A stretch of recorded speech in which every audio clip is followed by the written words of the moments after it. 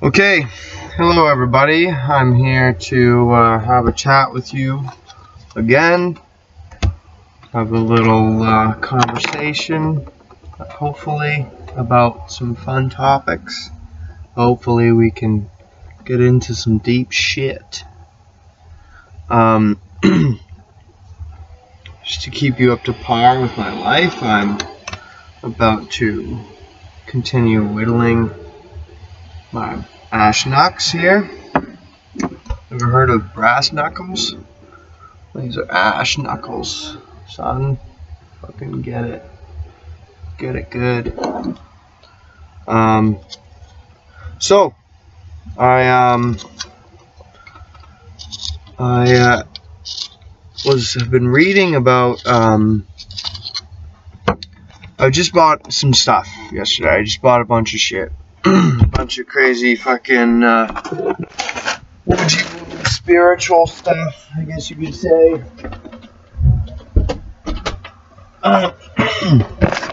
Not sure if any of you guys are into that type of thing.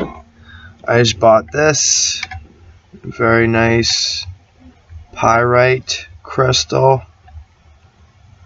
It's good for a few things. Blood circulation is the most practical reason why I got it. Because I get carpal tunnel in my arms. Fucks my life up, to be honest. I hate it. I mean, it's not unbearable. It's not like a disease that you can't fuck it up. I mean, you can't live your life normally. It's just like your muscles are inflamed, and the idea is that you've got muscles running through this tunnel in the top of your fucking joints here, and all those muscles are inflamed, and it cuts off circulation. But so I got this fucking ram's horn, bitches. Fucking love that shit. Check that out. Fucking dope as hell. But also got this Astral Travel. This is a pretty neat book. I started reading a little bit about it. And it's interesting because a few other random things in my life, like another book I'm reading, mention shit like that. I just happened to be getting into it. Like I've never astral traveled personally. I've had lucid dreams, which I hear is similar, I guess. But the thing about astral projection is the idea is that you're actually you're in some version of a realm that's connected to the real world, so you can basically the idea is you're actually traveling the real world. You're traveling like this physical world just as a ghost, as your astral body, just as your consciousness.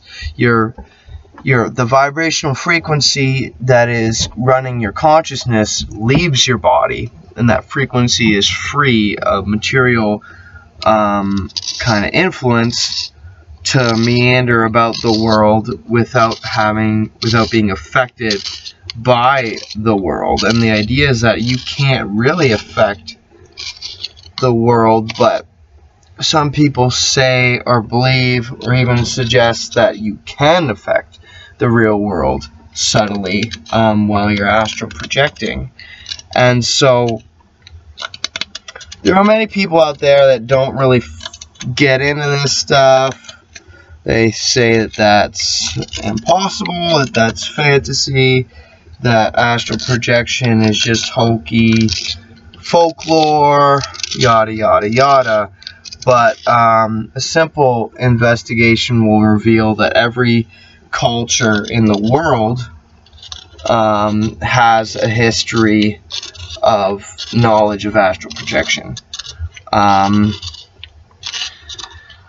In the Middle Ages, religion, mainly Catholicism and Christianity, tried to say and govern that was not real, that was the devil even, they claimed that was evil stuff of fantasy, and now the scientific realm is trying to say that it's impossible, that only the material stuff is real, that there's no such thing as spirits or a spiritual realm or influence on physical things through spirit. And that's just simply not true. In fact, there's a lot of scientific studies that are done by scientific people that would reveal that quite the opposite. That's the astral projection, out-of-body experience is very real. In fact, in this book, I'll quote it again. I'll show you guys yet again this amazing. Oh, it's not here. Let me see if I have it.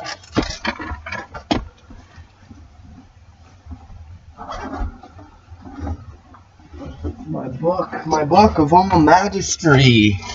Check it out. The holographic universe, son. Some fucking deep ass shit in that book. It's not found in the occult section. It's not found in the spirituality section or fucking religion or all that shit. It's found in the science section. You know why? Because it's fucking science. So, the book, I'm actually reading about it right now in this section. They're talking about OBEs. Let me find a chunk. Out-of-body experiences to future time and space differ from regular procognitive dreams. Yeah, there he's talking about going into the future with your astral projection. Let me skip back here to a more reasonable statement. So here he's talking about when you're astral projecting, your body, the form you take on when you're astral projecting is based on what's comfortable for you. So a lot of people mostly just come out and they look exactly the same. They're wearing the exact same clothes, but some people come out naked and they're flown around in the astral planes naked. And it's just like, what's your comfort? But some people, they appear and they're just blobs of glowing light or clouds or something. So the idea is that our consciousness is deciphering the realm of vibration that everything is. Everything's just energy and vibration, and our consciousness is translating that into something that we can discern. And so in our physical bodies, we're discerning everything into a physical thing that's separate from that. Everything's separated into objects and we can touch them and move them around. And it's not that that's not true. It's just that in the reality of things, everything's just a collection of vibrations and shit like that. It's a really crazy concept. So just there's a fucking huge collection of evidence of people talking about astral projection. The ancient Egyptians, a lot of their stuff, and the Mayans, the Incas, and the Aztecs, they've got crazy knowledge about how the universe, like astrology, about measurements of the earth and stuff like that, and the accuracy of the pyramids, how they're built and stuff like that. And it's like, where do they get this information? Where do they get the knowledge of how to navigate space and get to the Orion Nebula? The Mayans have mapped out how to get through space to get to the Orion Nebula very accurately. And it's not just a straight line straight to because that wouldn't get you there. It wouldn't. We've determined through astral physics that you have to kind of follow path. You know, things are bent in space with gravity and all this crazy stuff, and light's bent. So it's not just a straight beeline. You have to, there's a specific way you have to go. And the Mayans had it mapped out perfectly how to get there. And they were like, that's how you get to fucking heaven. Which is a crazy concept because we've now found out recently that in the Orion Nebula, that's where stars are birthed. That's the closest place that we know of, that nebula in the black hole in the middle of the Orion's Belt Nebula. That's where stars are birthed. That's where suns are created. Gods are formed. And so that being heaven is a very interesting concept to me, anyways. The idea that it's not just a spiritual belief anymore. It's that there might be actually something very real happening in there with spirit, that you get there, get your soul there, and some crazy shit's going on, like really actually happening.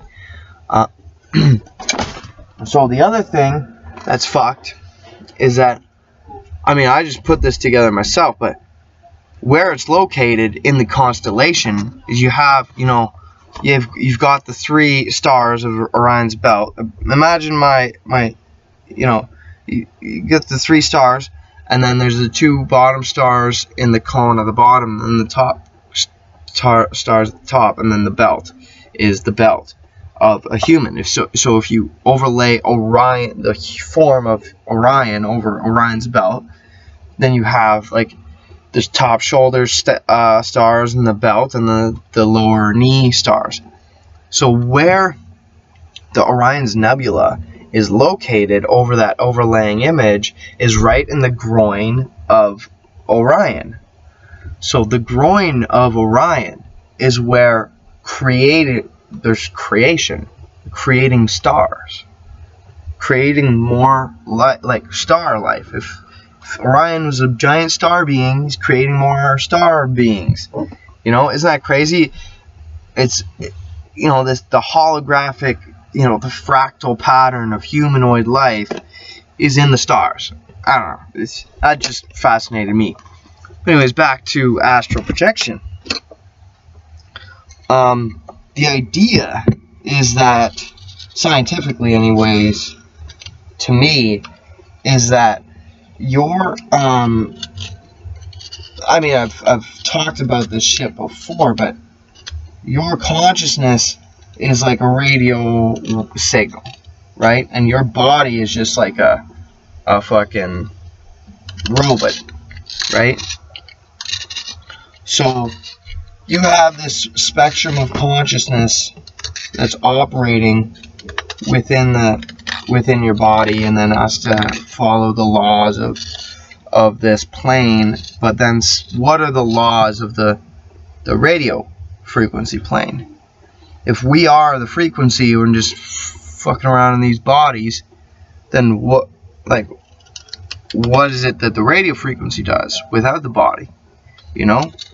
So that's the real shit right there. And the more you research this, the more you'll understand that there's fucking countless people like this, like celebrities fucking have talked about this shit, like this fucking Monroe guys, like just countless books of them just talking about these experiences they've had and stuff like that, flying through the astral planes. And it's like, they can't all be fucking around. They can't all be fucking lying.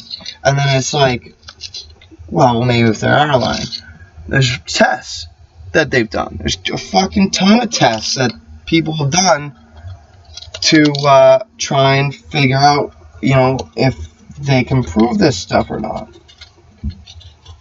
And the one test the one guys did was they were, the one guy, he was like, well, this is crazy. Like, he was a scientist. He worked in hospitals and shit. And he was like, well, I gotta figure out if all these people are lying to me or not. Like, I've heard so many different stories, all these people talking about astral projection and leaving their body and doing crazy shit. And so he was like, I gotta get to the bottom of this. So he fucking set up a study.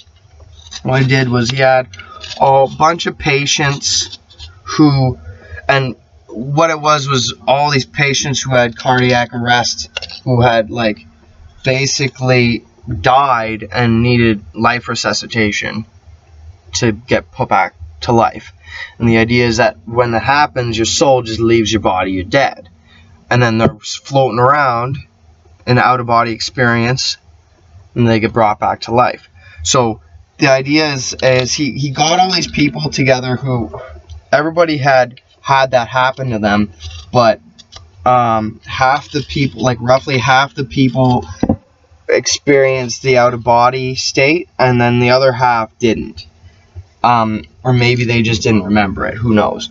But anyways, so they're like, the question was like, can you explain to us the procedure that goes on when we resuscitate you?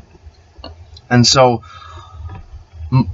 pretty well all the people who didn't experience astral projection had vaguely, like, very inaccurate, like, kind of accurate idea of how the resuscitation process worked, but they were guessing, like, they weren't very accurate. And then pretty well most of the people who had experienced out-of-body experience had very, like, fairly step-by-step process accuracy, and then there was a small group were, like, incredibly accurate to a T, and then the one was, like, spot on, like, explain it, like, the timing perfect. And so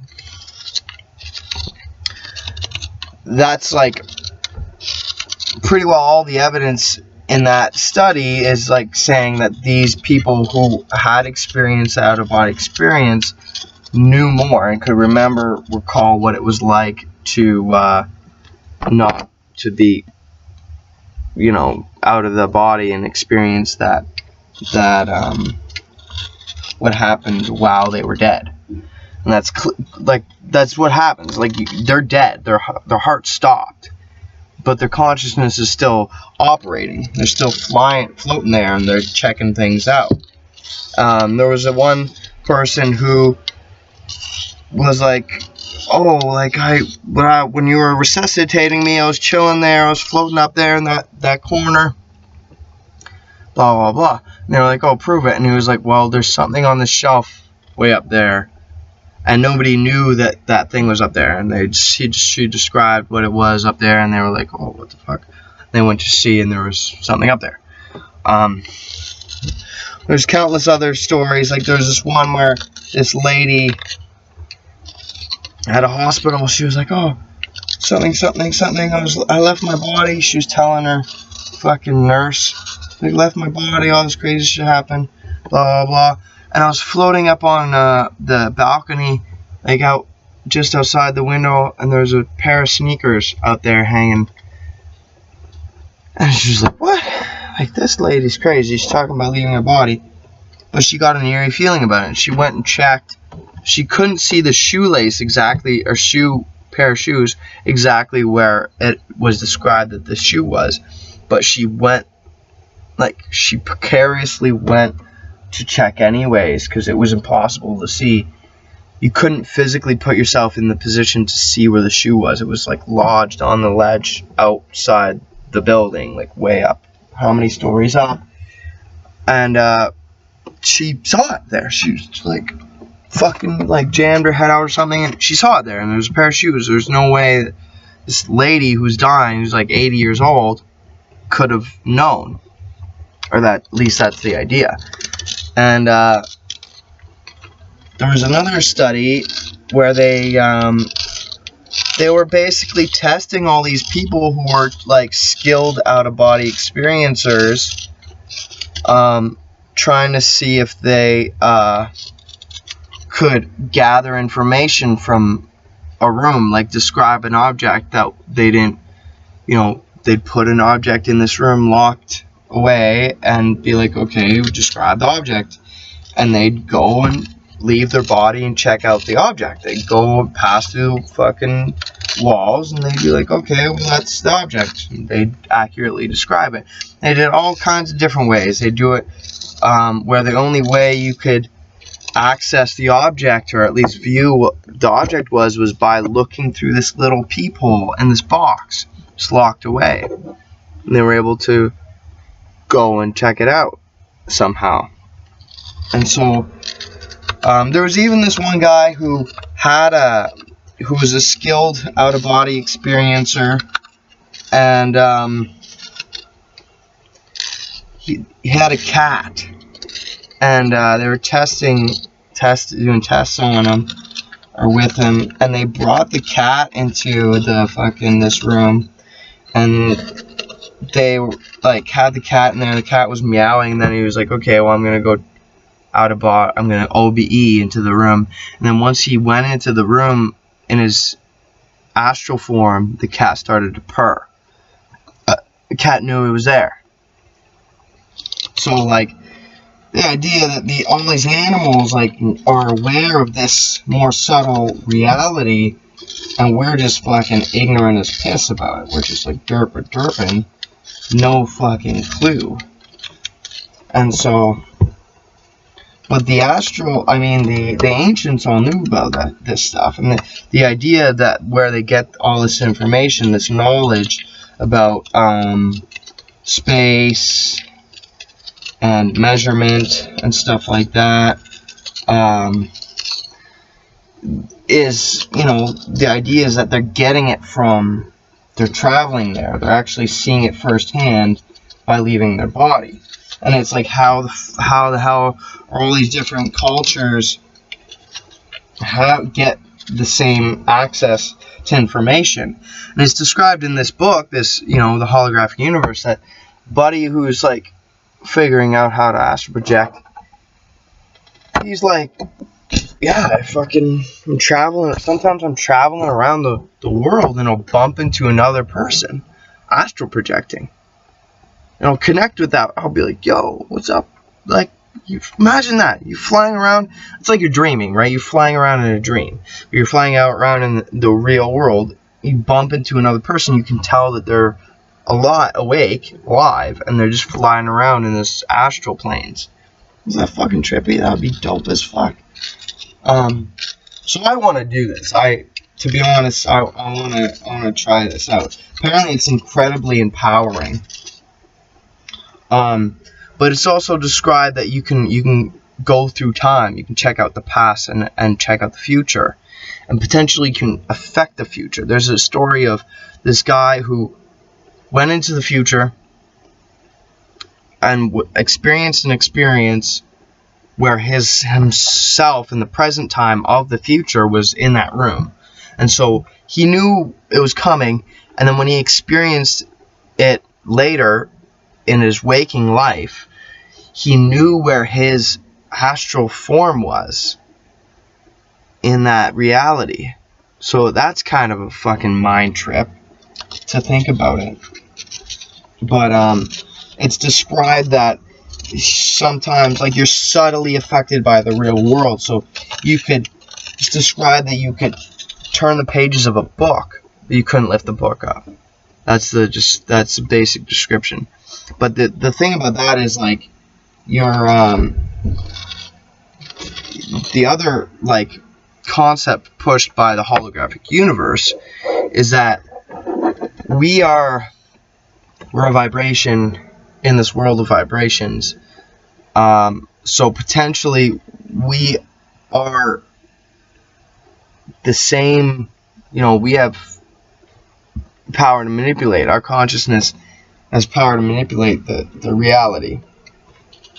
And so potentially we're chilling there in the astral planes and we're fucking like super powerful consciousness.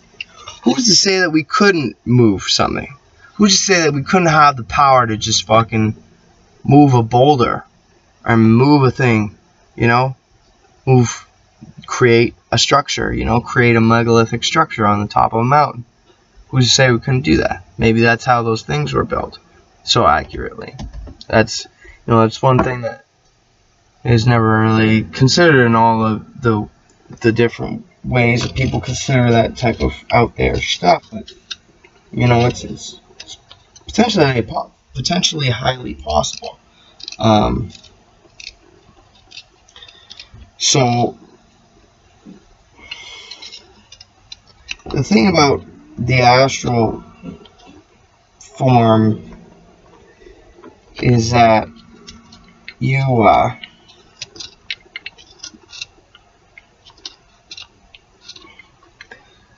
like, some people, I was talking about this the other day, about like being vulnerable, you go in astral projecting, then you're vulnerable. Your soul is vulnerable once you're in that state. Not sure if I believe in all that. Also, there's the idea that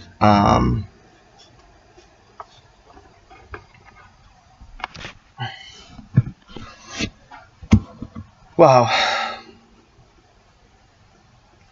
you can like, I don't know. This shit's crazy. I think it's intense. I'm excited to try it myself eventually. I've heard like I said, I've done lucid dreaming. I've heard about people doing stuff like astral projection. People doing having sleep paralysis and stuff, and that's a very common thing. But it's the thing is that I've heard is that it's very close to the idea of astral projection, is that you're on the verge of astral projection while you're in your body sleeping or whatever, but you're stuck in your body, so you're like astral projecting technically, but you're still stuck in your body and you can't move your body. So you think you're awake in your body, but really your body's asleep and you're awake in the astral form.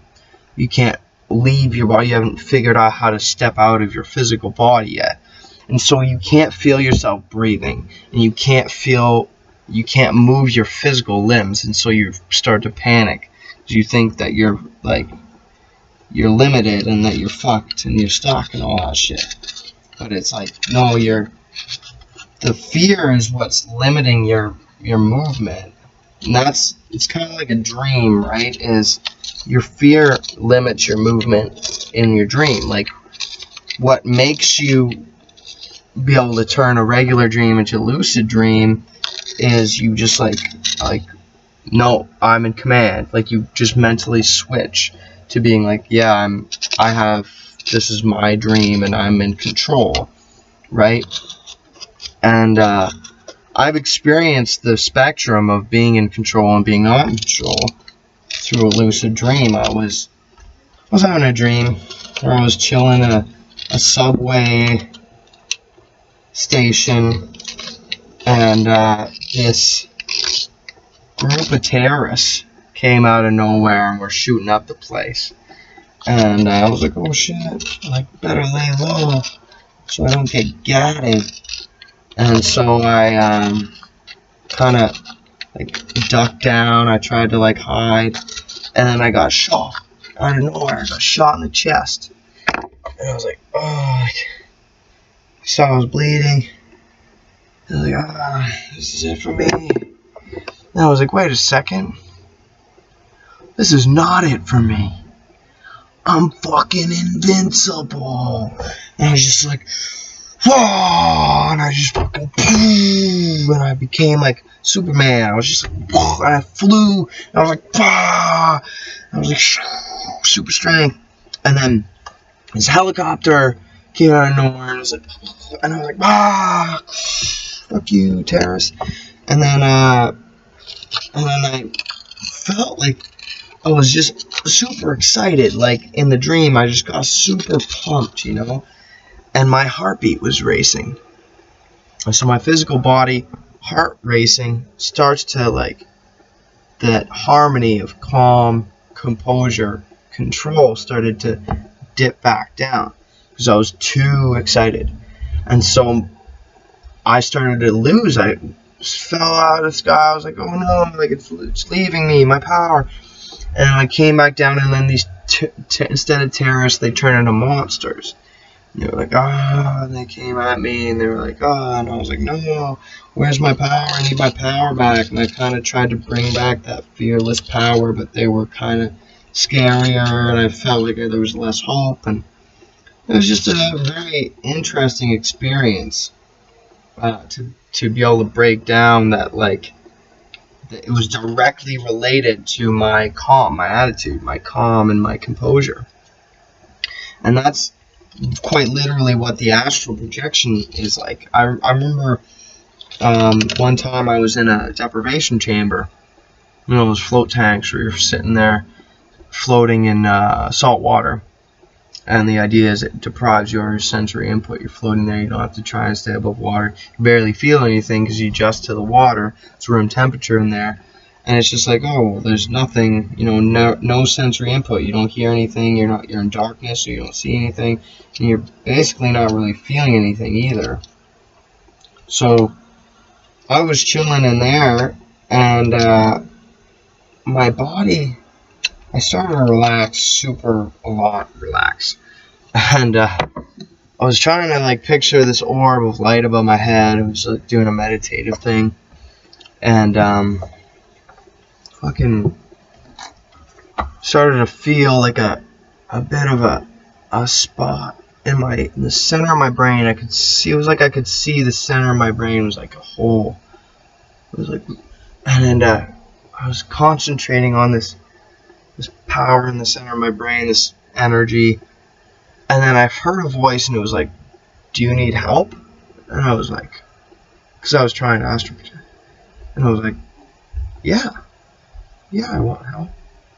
And at that moment, this black energy hole, whatever you want to call it, in the center of my skull, center of my brain, started to pour smoke out. It was this cloudy coming out of this center of this hole. It was filling up my brain with smoke or smog. And I was like, interesting. And then it created this pressure, and then instead of pouring out smoke, it started to suck in. It created a pressure difference, and it was sucking in. It was like then turned into a vortex. And I was like, okay, I understand. Just relax and ride this inward flow into the center of my brain and come out on the other side on the astral planes. So I started doing that. I started to flow with it and feel it, but it got me excited. My heart was like racing. I was like, oh, awesome. I'm going to do this. And so I got too excited, and it fucking started to go away. And I was like, fuck, damn. I gotta calm myself down next time. So, you know, that's just like, it's a crazy thing to think about. That, like, and it's most people, like, I've been reading about it in these books, and it's like, they say, like, you can't explain it scientifically. It's because there's no physical, like, the physical world is so different and distorted that it's like you can't explain it scientifically to a logical thinker. And I kind of disagree. I think that it's possible to understand the holographic world, the source of what's emanating this realm, the source that's intangible physically, is just a collection of vibrations. It's data. You know, it's unconceptualized data. So, like, the data that this hat is blue and it's got this design and this structure and this frequency is existing on that plane, but it's not a material thing. It's just information. So you can go through the astral planes and pass through that information, or you can look at it and observe it and see it. And maybe you could touch the information. And so, or like a book, you could flying through the astral planes and you see a book sitting there and it's just information. You can analyze that information, but you can't touch the information. So all that, this realm of information, the realm of perfect forms, the realm of abstract, Plato's realm of perfect forms and all that stuff, it's like everything is existing. All that information is accessible in the astral planes. And it's just really, it's interesting to me that, like, that it's so hard to conceptualize scientifically, but it's like, that's how I see it as a scientific thing. It's harder for me to break down in the spiritual way. It's almost like I can break it down in a scientific way easier. It's interesting. But this you know, this fucking realm of crazy shit. I probably should just stop talking, because I feel like I'm just ranting on now. I've got most of my shit across. Like, there's a lot of other things, examples of astral, like the holographic universe talks about a lot of this shit in different ways, like being able to pick up information, somebody being able to see your aura, see your information with just their eyes. It's like a psychic or whatever, can look at your body and be like, oh, you've got this problem with your spleen. And just analyze that information that's non-tangible. They tap into that realm of information and can read the hologram. You know, they can, like the Matrix. You read that data coming down from fucking the computer or whatever, right? You can just tap into that information and mess with it. And that's kind of like the idea of Neo. Is like he's escaped from the Matrix. He has the ability to tap into that power and just be like, oh no, like I'm controlling this now. Like he's just like that kid who's like bending the spoon. He's like, the point of bending the spoon is not to bend the spoon, is to realize that there is no spoon. It's like, there's a deep fucking wisdom there. You know, like the Hindus talk about the Maya. The Maya is the universe. The hologram is a material plane. That's the lie. Is you don't get caught up in the Maya, because the Maya is the lie. The real truth is the subtle form, the spirit, is what's experiencing the Maya, what's creating the Maya. You know? So it's all very interesting stuff. It's very, very cool stuff. I like it a lot. If you don't believe me, look into it. If you don't believe me, check out some of these books. Check out this isn't all just about astral projection. This is about all the shit. This is about this is the holy Bible of scientific, like, supernatural shit, science shit. Fucking dope. Anyways, I should probably just stop ranting before I get too fucking crazy on you. As usual, love is law. Love under will. Peace out.